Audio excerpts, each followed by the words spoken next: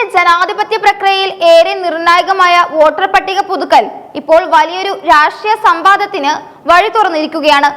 സംസ്ഥാനത്ത് നടപ്പിലാക്കി വരുന്ന തീവ്ര വോട്ടർ പട്ടിക പരിഷ്കരണത്തിന്റെ ഭാഗമായി പുറത്തിറക്കിയ കരട് പട്ടികയിൽ നിന്ന് ലക്ഷക്കണക്കിന് ആളുകൾ പുറത്തായതാണ് ഇപ്പോഴത്തെ പ്രധാന തർക്ക വിഷയം.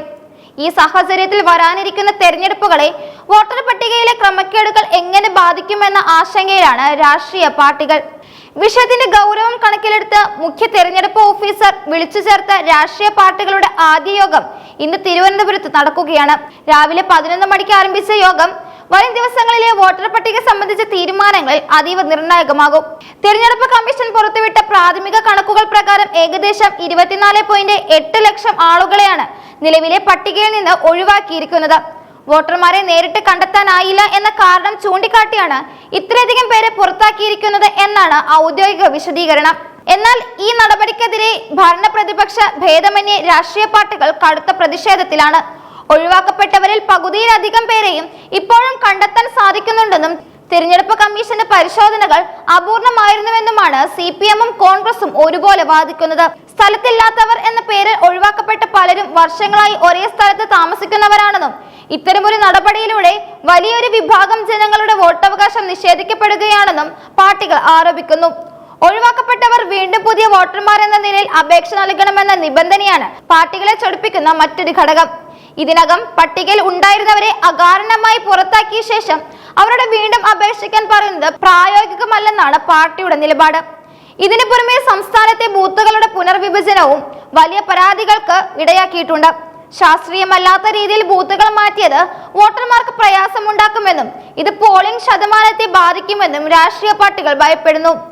വോട്ടർ പട്ടികയിലെ ഈ അനിശ്ചിതത്വങ്ങൾക്കിടയിലും പുതിയ വോട്ടർമാരായി പേര് ചേർക്കാൻ ആയിരക്കണക്കിന് അപേക്ഷകളാണ് കമ്മീഷന് മുന്നിലെത്തുന്നത്. ഇതുവരെയുള്ള കണക്കുകൾ പ്രകാരം 28,529 പേർ പുതുതായി അപേക്ഷ സമർപ്പിച്ചു കഴിഞ്ഞു.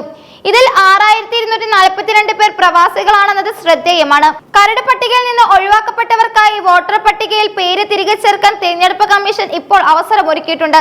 നിശ്ചയിച്ച സമയത്തിനുള്ളിൽ പൂരിപ്പിച്ച ഫോമുകൾ സമർപ്പിക്കാൻ കഴിയാത്തവർക്ക് അവകാശവാദങ്ങളും എതിർപ്പുകളും ഉന്നയിക്കുന്നതിനായി 2025 ഡിസംബർ 23 മുതൽ 2026 ജനുവരി 22 വരെയുള്ള സമയം പ്രയോജനപ്പെടുത്താം. ഇതിനായി പ്രത്യേക ഡിക്ലറേഷൻ ഫോമിനൊപ്പം ഫോം 6 ഫയൽ ചെയ്യേണ്ടതുണ്ട്. വിവിധ ആവശ്യങ്ങൾക്കായി വ്യത്യസ്തമായ ഫോമുകളാണ് കമ്മീഷൻ ക്രമീകരിച്ചിരിക്കുന്നത്. പുതുതായി പേര് ചേർക്കാൻ ആഗ്രഹിക്കുന്നവർക്ക് ഫോം 6 ഉപയോഗിക്കാം. വിദേശത്ത് കഴിഞ്ഞ പ്രവാസി വോട്ടർമാർക്കായി ഫോം 6A ആണ് നിശ്ചയിച്ചിട്ടുള്ളത്. പട്ടികയിൽ പേരുണ്ടെങ്കിലും മരണപ്പെട്ടവരോ താമസം മാറിയവരോ ഉണ്ടെങ്കിൽ അവരുടെ പേര് ഒഴിവാക്കുന്നതിനായി ഫോം 7 ഉപയോഗപ്പെടുത്തണം.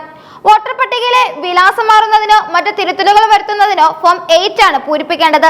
തെരഞ്ഞെടുപ്പ് കമ്മീഷന്റെ ഔദ്യോഗിക വെബ്സൈറ്റ് വഴി ഈ സേവനങ്ങളെല്ലാം ഓൺലൈനായിട്ടും ലഭ്യമാണ്. വോട്ടർ പട്ടികയുമായി ബന്ധപ്പെട്ട പരാതികൾ പരിഹരിക്കുന്നതിന് ശക്തമായ അപ്പീൽ സംവിധാനവും നിലവിലുണ്ട്. കരട് പട്ടികയിലുള്ള ഒരാളുടെ പേര് ഹിയറിംഗിന് ശേഷം ഒഴിവാക്കപ്പെടുകയാണെങ്കിൽ ഇലക്ട്രൽ രജിസ്ട്രേഷൻ ഓഫീസറുടെ ഉത്തരവ് വന്ന് 15 ദിവസത്തിനകം ജില്ലാ തിരഞ്ഞെടുപ്പ് ഓഫീസർക്ക് അപ്പീൽ നൽകാൻ സാധിക്കും. ജനപ്രാതിനിധ്യ നിയമം സെക്ഷൻ 24A പ്രകാരമാണ് ഈ അവകാശം വോട്ടർമാർക്ക് നൽകിയിരിക്കുന്നത്. ജില്ലാ ഓഫീസറുടെ തീരുമാനത്തിൽ തൃപ്തികരമല്ലാത്തവർക്ക് 30 ദിവസത്തിനകം ചീഫ് ഇലക്ട്രിക്കൽ ഓഫീസർക്ക് രണ്ടാം അപ്പീൽ സമർപ്പിക്കാനും അവസരമുണ്ട്. ജനാധിപത്യ പ്രക്രിയയിൽ ഓരോ വോട്ടും വിലപ്പെട്ടതായതിനാൽ വോട്ടർ പട്ടികയുടെ കൃത്യത ഉറപ്പാക്കാൻ പൗരന്മാർ ഈ സംവിധാനങ്ങൾ പരമാവധി പ്രയോജനപ്പെടുത്തണം. പേര് ചേർക്കുന്നതിനും തിരുത്തുന്നതിനുമായി സാധുവായ രേഖകൾ ഹാജരാക്കേണ്ടതും അത്യാവശ്യമാണ്.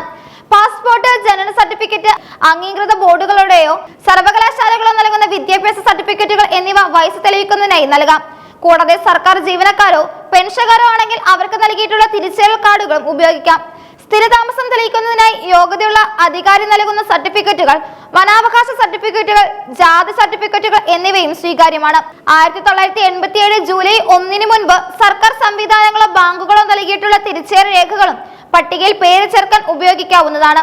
വോട്ടർ പട്ടികയിലെ ശുദ്ധീകരണ പ്രക്രിയ സുതാര്യമായിരിക്കണമെന്നും യഥാർത്ഥ വോട്ടർമാർ ആരും പുറത്താകില്ലെന്ന് ഉറപ്പുവരുത്തണമെന്നുമാണ് പൊതുസമൂഹത്തിന്റെ ആവശ്യം.